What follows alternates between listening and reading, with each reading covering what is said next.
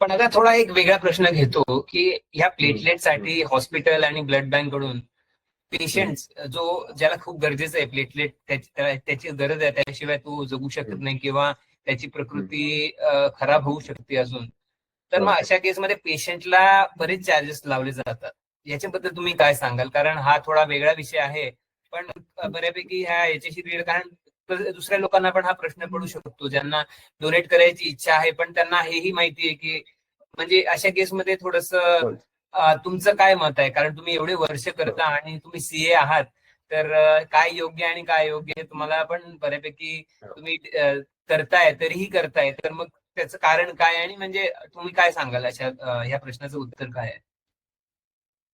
हो, बरोबर आहे. चार्जेस लावले जातात हे फॅक्ट आहे.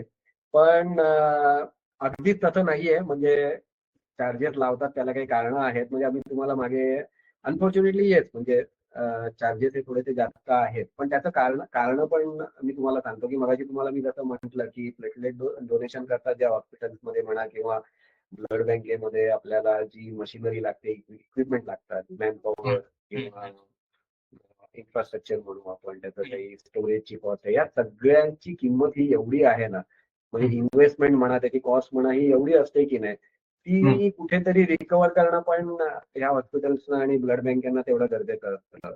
त्याच्यामुळे अगदी त्यांनी आपण असं म्हणू की कमीत कमी प्रॉफिट ठेवून किंवा अगदी आपण असं म्हणू कॉस्ट टू कॉस्ट जरी द्यायचं म्हटलं की नाही, तरी सुद्धा जो पेशंट असतात ना, त्या पेशंटसाठी ती कॉस्ट ही जास्तच असते. म्हणजे त्याच्यामुळे म्हणजे त्यांना ती जास्तच वाटते. याच्यामध्ये काही हे नाही. पण आपण दुसऱ्या बाजूने एक विचार करू की दुसऱ्या पॉइंट ऑफ व्ह्यूने आपण समजा असा विचार केला की एवढे चार्जेस लावले जातात समजा, म्हणून आपण जर प्लेटलेट डोनेशनला गेलोच नाही, तर याच्यामुळे नुकसान कोणाचं होणार आहे?